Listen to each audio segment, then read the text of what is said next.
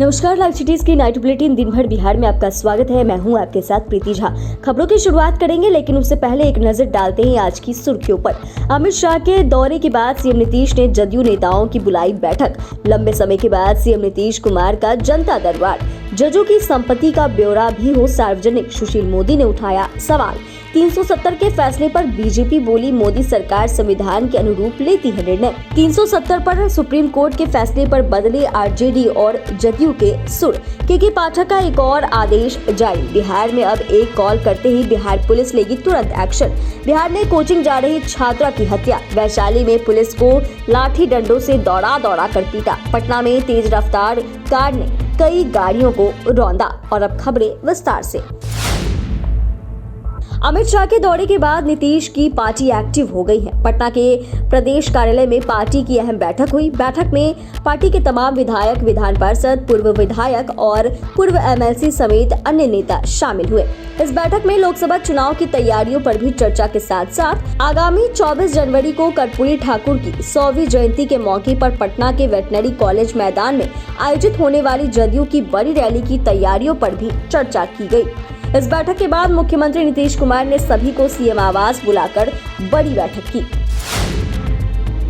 स्वस्थ होने के बाद मुख्यमंत्री नीतीश कुमार ने जनता के दरबार में विभिन्न जिलों से पहुंचे 47 लोगों की समस्याओं को सुना। नीतीश कुमार ने इन दौरान संबंधित विभागों के अधिकारियों को समाधान के लिए समुचित कार्रवाई के निर्देश दिए। जनता दरबार में मुंगेर से आए अभिषेक कौशिक ने सीएम नीतीश कुमार से गुहार लगाते हुए कहा कि अनुकंपा के आधार पर की जाने वाली नियुक्ति में देरी हो रही है। इस पर मुख्यमंत्री ने शिक्षा विभाग को मामले पर समुचित कार्रवाई करने का निर्देश दिया।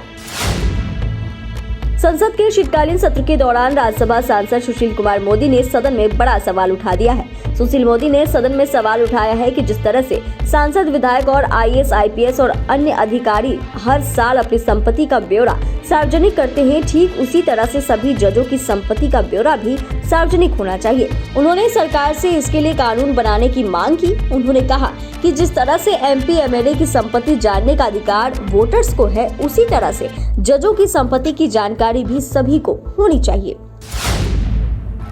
वहीं नेता प्रतिपक्ष विजय कुमार सिन्हा ने कहा कि मोदी सरकार ने जो कुछ निर्णय जम्मू कश्मीर को लेकर लिया था, वो संविधान के तहत लिया गया था। यह बात सुप्रीम कोर्ट ने भी कह दिया। उन्होंने कहा कि जो लोग इसका विरोध कर रहे थे कि आज बोलती बंद हो गई। ये लोग अनुच्छेद 370 हटाने का विरोध कर जम्मू कश्मीर के लोगों को बहकाने का काम कर रहे थे।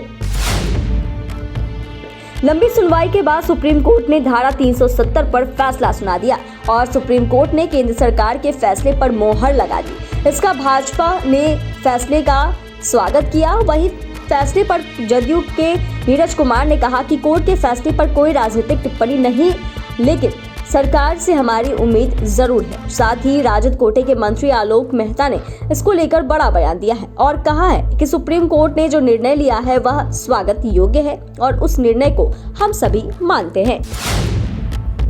अपर मुख्य सचिव के पाठक के एक नए फरमान ने शिक्षकों को ही नहीं बल्कि शिक्षा पदाधिकारी को भी अलर्ट मोड पर ला दिया है। के पाठक ने सभी डीईओ को निर्देश दिया है कि वो 15 दिन में किन 15 स्कूलों का निरीक्षण करेंगे, उसकी लिस्ट भेजें।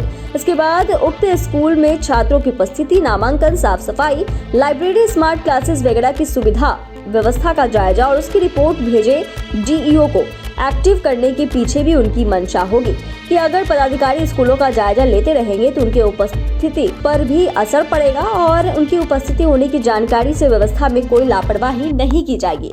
इस पीछे की वजह यह है कि शिक्षा विभाग के अधिकारियों को पता चल सकेगा कि निरीक्षण के बाद स्कूल की स्थिति में आखिर क्या बदलाव आया है। बिहार में अपराध और अपराधियों पर नकेल कसने के लिए नीतीश सरकार एक्टिव मोड में है। मुख्यमंत्री आए दिन पुलिस को अपराधियों के खिलाफ कड़ी कार्रवाई करने के आदेश देते रहते हैं। इसी बीच बिहार में दुष्कर्म और लूट गंभीर अपराधों की जानकारी देने के लिए टोल फ्री नंबर 14432 जारी किया गया है। इस नंबर पर सूचना देने का नाम गुप्त रखा जाएगा और बिहार ही नहीं देश भर में इस टोल फ्री नंबर पर शिकायत दर्ज की जाएगी। इसकी जानकारी एडीजी ने दी। जेएस गंगवार ने बताया कि 24 घंटे और 7 दिन अपराध और अपराधियों की घटना की शिकायत इस नंबर पर दी जा सकती है। पटना से सटे मसौढ़ी अनुमंडल में अपराधियों ने एक छात्रा की गोली मारकर हत्या कर दी। बताया जा रहा है कि छात्रा जब वो पढ़ने के लिए कोचिंग जा रही थी तभी वहां पहले से घात लगाए अपराधियों ने उनके सिर में गोली मार दी और वहां से फरार हो गए। उसके बाद आसपास के लोगों ने देखा तो इसकी सूचना पुलिस को दी गई। पुलिस मौके पर पहुंची और उसे अनुमंडल अस्पताल लाया गया, जहां डॉक्टरों ने उसे मृत घोषित कर दिया। एसपी शुभम आर्य ने बताया कि छात्रा की कोचिंग जाने के दौरान गोली मारकर हत्या कर दी गई है। मामले की जांच की जा रही है। वैशाली पुलिस एक बार फिर पिट गई। दरअसल पुलिस उच्च न्यायालय पटना के निर्देश पर पुलिस जबरन दखल किए गए जमीन को खाली कराने पहुंची थी। पहले पुलिस द्वारा बुलडोजर चलाकर झोपड़ी नुमा घरों को तोड़ा जाने लगा, लेकिन बाद में फिर जमीन पर कब्जा किए गए लोग जमा हुए और लाठी डंडों से पुलिस पर हमला कर दिया। इसके बाद तत्काल पुलिस को पीछे हटना पड़ा, बावजूद कई पुलिस कर्मियों को चोट आई। राजधानी पटना में तेज रफ्तार कार ने कई लोगों समेत सड़क किनारे खड़ी गाड़ियों को रौंद डाला। घटना जक्कनपुर थाना क्षेत्र के मछली गली के पास की है।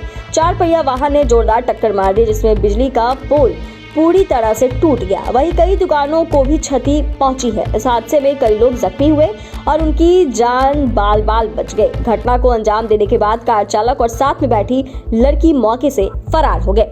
चैनल को सब्सक्राइब करें, फेसबुक पेज को लाइक करें। वीडियो देखने के लिए आपका धन्यवाद।